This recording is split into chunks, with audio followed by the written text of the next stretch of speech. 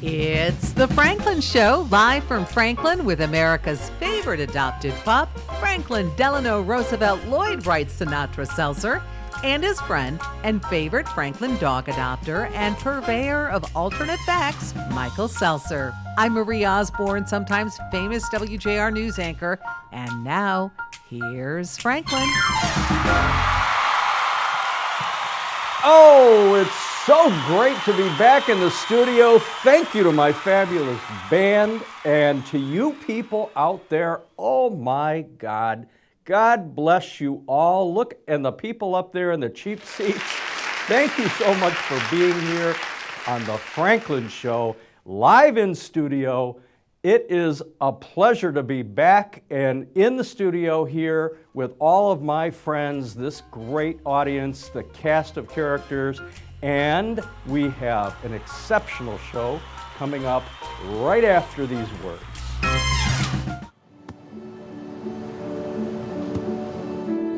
I don't remember how it started. Go to that. Our back and forth. It always came back. Dad! You probably don't remember what you told me, That was perfect. but I heard every word.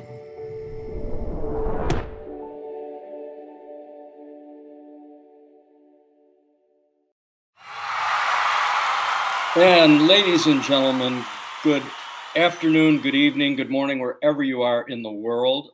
I am so proud and so pleased to be here. And I rarely do serious interviews because my show is satirical and entertaining. But every now and again, you have somebody who you meet who has struck you and has impressed you and has done so many notable things that, you know, it calls for some level of sincerity and appreciation. And I would like to introduce Rabbi Levi Shemtov, who is the founder of Friendship Circle and many, many other things. Rabbi, welcome to the Franklin Show. Thank you. Thank you for having me, and heard so much about you and your show. So thank you. This is an honor. Franklin is here in our midst. He's got a bone right now. He's very happy. He doesn't need to participate in this.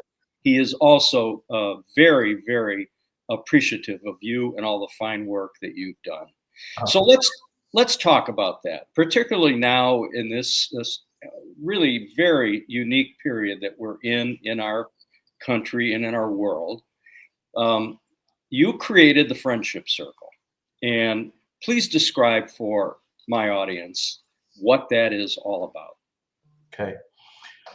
So the Friendship Circle actually started 31 years ago. You see, 30, a little more than that, 32 years ago or longer than that, there was it's based on a very special relationship between a young man by the name of Danny Sobel, of blessed memory, and a Rabbi Yitzchak Kagan. And they had a very special relationship. Danny had, I never met Danny, but he was described as a very friendly, funny, life of the party type person, very gregarious, but he had, issues that he struggled with. And he found something very powerful in his relationship with the rabbi. And Danny passed away tragically at the age of 27 in 1993. And his family courageously decided to take the pain of their loss and turn it into something positive that could bring light into this world. And they approached the Chabad Lubavitch movement and said, you're about to build a campus in West Bloomfield. Can you create a small home over there in West Bloomfield on this campus? And there should be a rabbi sitting there in an office, and future Dannys can come and visit him and have that same experience that their son had with the Lubavitch rabbi. My wife and I heard about this opportunity, and we saw it as something much deeper and something much broader. I shouldn't say deeper. What was the nature of the relationship between Danny and the rabbi? It was Danny had a relationship with the rabbi that transcended external things, and therefore transcended his challenges and transcended what made him and the rabbi different, and they connected soul to soul. So we decided to expand the mission of the organization. And again, my wife and I started the organization in 1984. We were 24 and 22 years old at the time. And we were going to expand it and by asking the question, who needs and who would benefit from someone seeing them for their soul, instead of seeing them for their body and for everything that makes them different, see them for their soul. And over again, people were, so it went to mental illness, addiction, people in prisons. But over and over again, people were saying that individuals with special needs, need people to see this message, that you are much more than what makes you different. We're all the same and you're a soul. And that's what led us to what we're most known for. So we still have this house. That's actually where my office is. I'm sitting in the Daniel Sobel Friendship House. And myself, there's another rabbi here, Rabbi Benny, who continues to do that work of the original mission. And we consider everything that we do part of the original mission is bringing people from isolation to community by revealing their shining soul. It's a long answer to a short question. Well, and it's a beautiful answer. And it is necessary now more than ever. And the tentacles of Friendship Circle extend broadly. I'd like to explore a little of that. Can we talk about Sure. Soul Cafe, Dakota Bread? Right. Yeah. So when we started the division that works with children with special needs, the idea was to match teenagers and children with special needs. And as when I mentioned before, is that we were looking for people who would benefit from people seeing them. That was the question we asked. Who would benefit from people seeing them for their soul and not for all externalities? And so we went from mental illness to people in prison to people with special needs. And then we went to then we figured out that there's another part of the population that benefits from that, and that's everyone else. And that's everyone. And that was what I call, the viral moment of Friendship Circle, is when we matched teenagers with children with special needs, and they started seeing that they are benefiting from it at least as much as the children with who they, volunteered to be friends with. Because for the first time in their lives as a teenager, someone was seeing them for their soul inside and not for everything around them, not for their grades, their looks, their clothes they wear, the schools they're going to get into, the car they drive, and all of that. And often, later on, as we evolved into different programs, we actually created a parenting program because we're working with teens with mental illness. And that is like a big message that we have for parents is you have to start seeing your kids for the soul that's inside and not for their grades and how much they weigh and how they wear their clothing and what schools they're going to get into. So really, even parents and even siblings and even friends struggle with seeing people for the way that we all crave to be seen, and that is for our uniqueness of our soul. And when they developed this friendship with the child with special needs at Friendship Circle, they felt like they had that relationship and that type of friendship for the first time in their lives. And many of our programs actually expanded because we had too many volunteers, or quote unquote too many volunteers.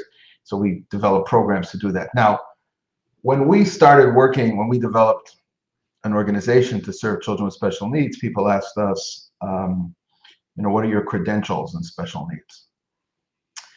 And my answer always was, what's a family member's credential when a child with special needs is born into their family? You figure it out. We're family. We're not an organization. We're family, and we will always say yes and always figure it out. So we developed a whole bunch of programs for children with special needs. And then as the children started becoming older, the parents who we became friends with, those are our friends, said, okay, family, what are we doing now? Because you don't graduate out of being family. So we, my wife, Basi, literally went around the country to explore exciting programs that we could do for adults, basically our members who were growing up. And she saw two things that really attracted her and us. And one was art. Art studios. That's not, we have Soul Studio, but it certainly was not our idea. There were plenty of people doing this around the country.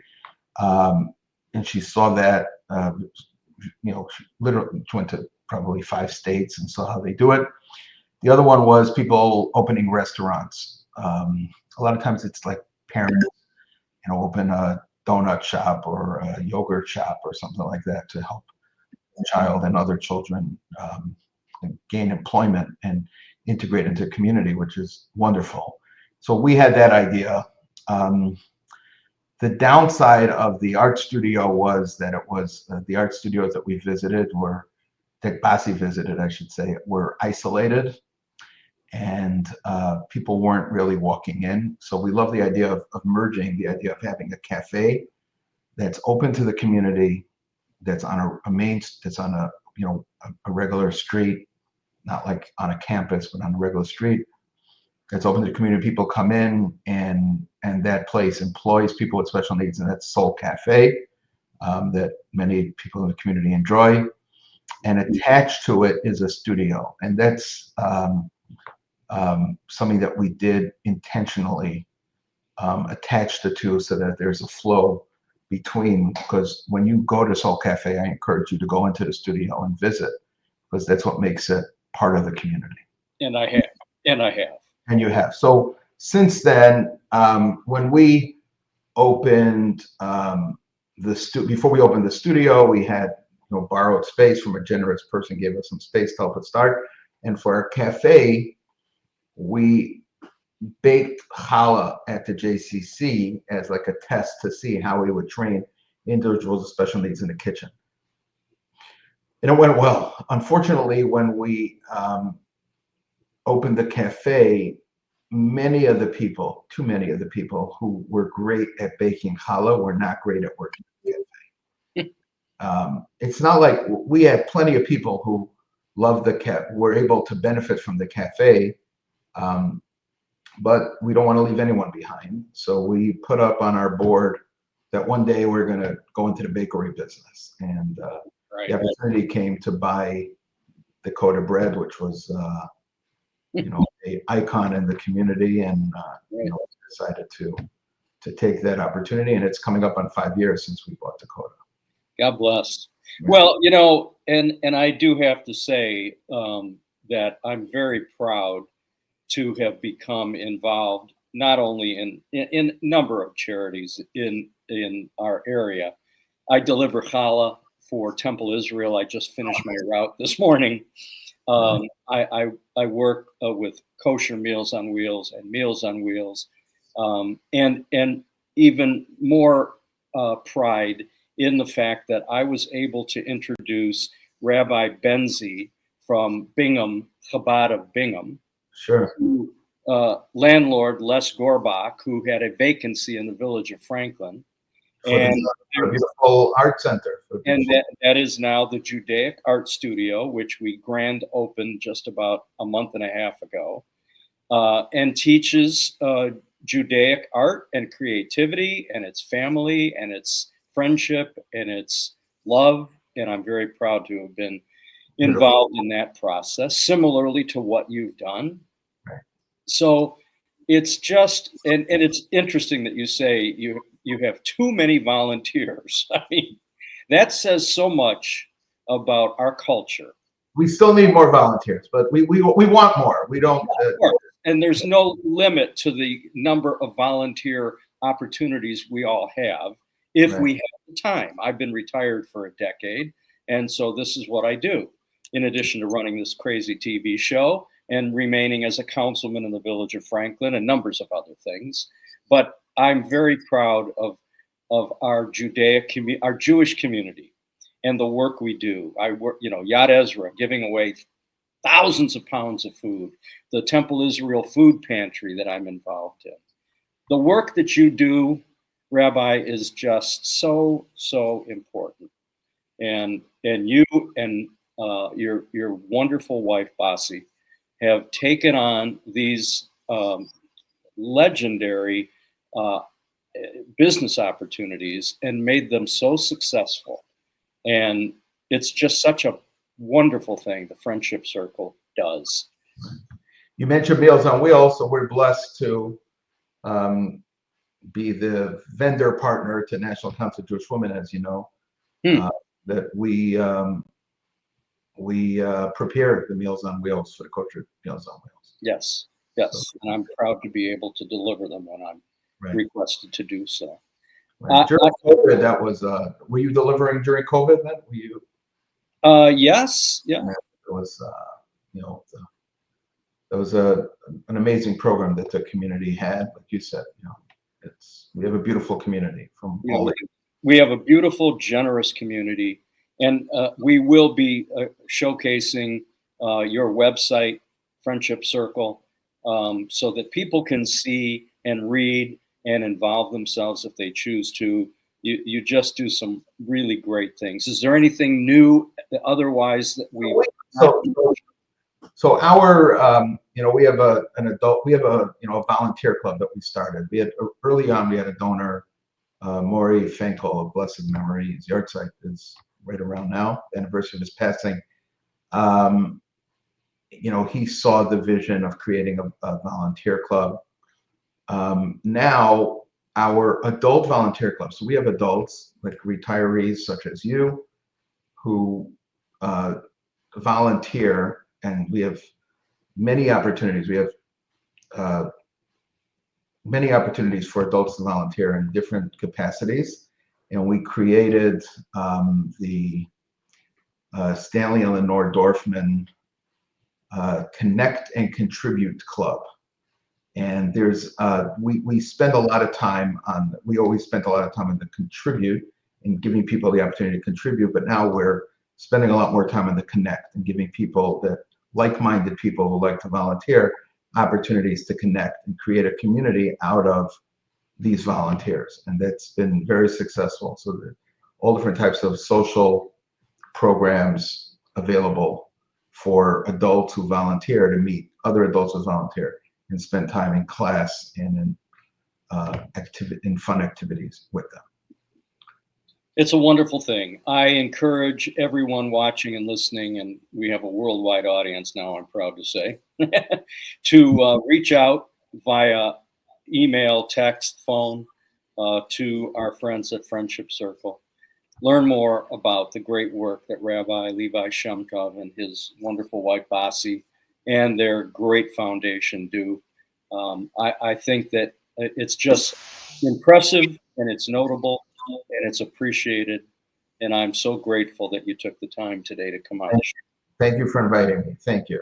It's been my pleasure and an honor. I look forward to talking to you personally one-on-one as well. I'll have some lunch at Soul Cafe. I know. All right, folks, we'll be right back after these words, and stay tuned for more riveting entertainment right here on The Franklin Show. Thanks, everybody. You're not going to get it all right. Just make sure you nail the big stuff. Mama! Like making sure your kids are in the right seat for their age and size. Get it right at nhtsa.gov/the-right-seat. Hey, everybody. Welcome back to The Franklin Show. I am very, very happy to be here today with a young lady who I've not met before. And so I'd like to introduce Hillary Glaser. Hillary, welcome to The Franklin Show. Thank you for having me. I'm excited. And thank you for being here. So I obviously we're dealing with a somber topic, which we rarely do on this show. If you know the show, it's pretty crazy. But the Holocaust is something that obviously we take very seriously. And I was just at the Holocaust Center for a recent tour and saw the new evidence room. Mm-hmm. And, you cannot walk away from that experience without being moved and reminded. And so tell me a little bit about you and what drove you to becoming a speaker on behalf of the Holocaust and your grandparents who are survivors. Sure. So I grew up here in Metro Detroit, and I used to live in Israel. And when I was in university in Israel, I studied counterterrorism with the hope of going to get my master's degree in Holocaust education. At the time, Holocaust education wasn't very digital. It was definitely not digital first, which is how many people learn about the Holocaust.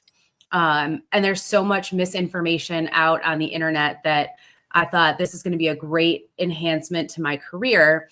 And then I ended up not doing that, and instead just continued telling my grandparents' stories. I work at a local high school. I also own a digital marketing company and a little baking company on the side. But my true love is really talking about my grandparents, talking about the families they came from that didn't survive, talking about their hometowns. I often tell groups at the Holocaust Center that my mom's parents were completely closed off. They did not want to talk about the Holocaust. My dad's parents were open books, but they were very reserved in their emotions. So it was almost like they had to cut that side out of them in order to be able to tell any of us what happened. So I didn't grow up with this understanding that speaking about the Holocaust could be like re-traumatizing yourself. Trauma wasn't something that I really put two and two together with when it comes to the Holocaust. And while I mostly speak to middle school and high school groups, every so often I get to speak to an adult group, and it changes the entire tone of how I deliver the information, because most of them have at least heard or have a basic knowledge of the Holocaust. And a couple of years ago, actually over Memorial Day weekend, during COVID, I have two sons, and my sons are now in middle school, but they were in elementary school, and they had a half day. My husband and I said, let's take you to the Holocaust Center. So we drove to Farmington Hills.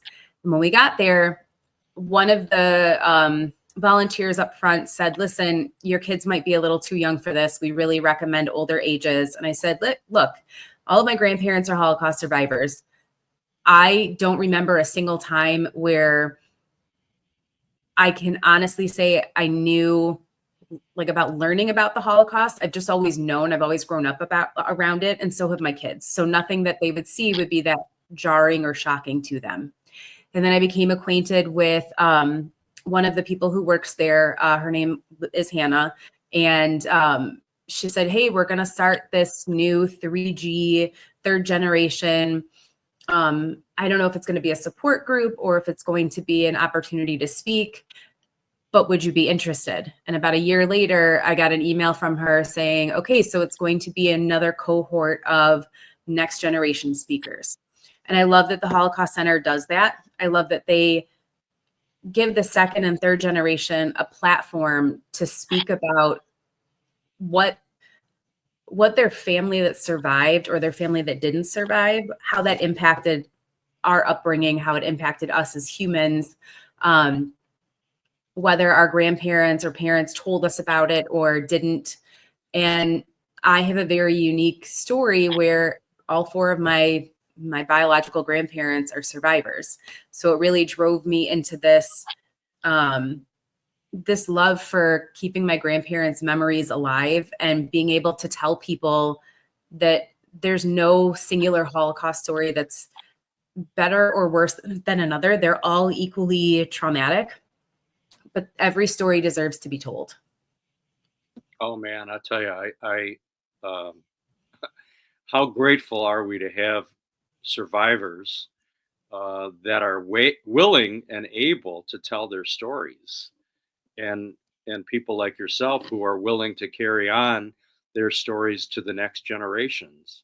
I mean, and how unique having both of your grandparents, both pair of grandparents being survivors. And I presume they're no longer with us. Sadly, they are not. My mom's father passed away in 2009, I want to say, 2008, I think. And my next grandmother passed away. My dad's mother passed away in 2012, 2011. And then my mom actually had passed away about 10 years ago, and her mom passed away 4 months after her. Mm. And then my grandfather on my dad's side passed away when my kids were probably 3 and 4. So they still have some really good memories with at least 2 of their great grandparents. But my kids will tell you that they feel like they've grown up knowing my grandparents because of all the stories we share about them. And obviously you were close to your grandparents and were able to talk to them about these things. Oh, I could talk to them about pretty much anything. One of my favorite things to tell, especially middle schoolers, is my mom's father would pick me up from middle school almost every single day and then take me to McDonald's because he could see how much middle school did not agree with me. I wasn't a great student. I was getting made fun of and bullied constantly. And in my grandfather's mind, McDonald's has Happy Meals. Mm-hmm. If you supersize a meal, because you could do that back then it was just that much more happiness. So if he gave me McDonald's, then it would make me happier. And when I tell kids this, that I have this very unique connection that all of my siblings and cousins have with our grandparents, but they helped raise me. And because of that, they knew me, I would say almost better than my parents. I could talk to them about anything. I could hear in their voices when they weren't feeling well or something was wrong. I didn't have to look at them to be able to see that they were off. There's just that connection that we had with them. So anytime I got to spend time with them was always a good time. It was always fun. That's a beautiful thing. And how fortunate you are to have had that and to have had survivors that were willing to talk about it. I have to say, I have cousins who were survivors, and it was just not a subject that was broached. Too painful. And for many, obviously. I'm also presuming that your grandparents preceded the opening of the Holocaust Center here in Michigan and weren't able to participate in that. Yes and no. They, to be honest, they were not huge fans of the Holocaust Center. They felt that all 4 of them across the board felt that it was important. Well, I shouldn't say all 4 of them. 2 of them felt it was important to continue telling the stories so that those who died don't die a second death where we don't remember them. My mom's parents, my mom's mom didn't start speaking about what happened to her in the Holocaust until I was 15. And I was the person that she really talked to about it, mostly because I was annoying and kept bugging her. And I had an assignment for school. It's something that I tell groups actually at the Holocaust Center when talking about my papa, my mom's father. I talk about this huge argument that I got into with my papa and how I came to learn of his story and my grandmother's story. But my grandfather, he would tell me, no one's going to learn anything from our stories. No one's going to learn anything from our experiences. Why do we have to constantly bring it back up? Can't we just move on with our lives? Mm. As an adult, I see it now as it was too painful to talk about. Yeah. But, as a teenager, as a preteen, I ask a lot of questions. I have ADHD, so I love knowing answers to things. Yeah. And there would come a time where my papa would get so annoyed with me asking questions that he would just look at me and say, "Why do you have so many questions? How is this humanly possible? Read books. Let me take you to the library. I don't want to share my story with you." Wow. So in some way, I think they'd all be very proud that their stories are being shared and that there are still lessons to be learned from what happened to them. Yeah. And in some ways, I feel like maybe my mom's dad is begrudgingly happy about it. I don't know that he would love it entirely, but I like the fact that I get to tell his story because it was just so unique. Well, and look, these are stories that have got to be shared. Forget about the Holocaust deniers. Obviously, that's a lost cause. But the reality is there have been so many documentaries, movies, books, stories, Schindler's List, etc. And you just can't you can't forget that this was an atrocity that affected 6 million Jews. And there are, roots of that right now in America. And so it's really important when you see the kind of unrest we've seen in recent years since October 7th on college campuses, to make sure that we keep these stories alive. We have a very good friend, Monty Must, who I talk about on this show often when it comes up, who has created 3 incredible books called Living Witnesses and went around the world interviewing survivors before we lost them. And I don't know if your grandparents were involved in that project. I presume not, since you're not responding to that. But they were not. They but those books, Monty, I'm sure. I do. My grandparents kept their stories very close to their chests unless you were family. Yeah. So they didn't love sharing those stories out loud, with the exception of my mom's mom. Once she started telling her story, she did not stop.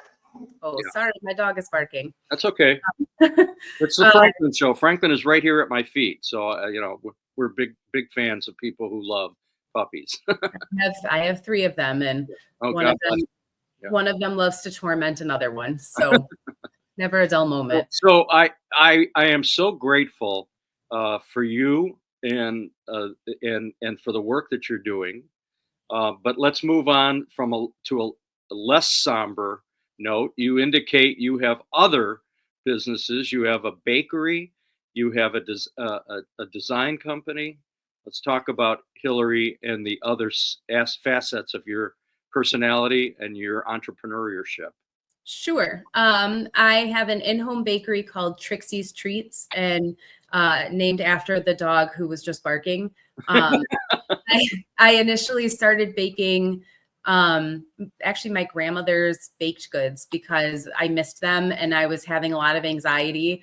Then I also very quickly realized that I don't love eating baked goods that often. I can only eat so many pieces of babka in one sitting.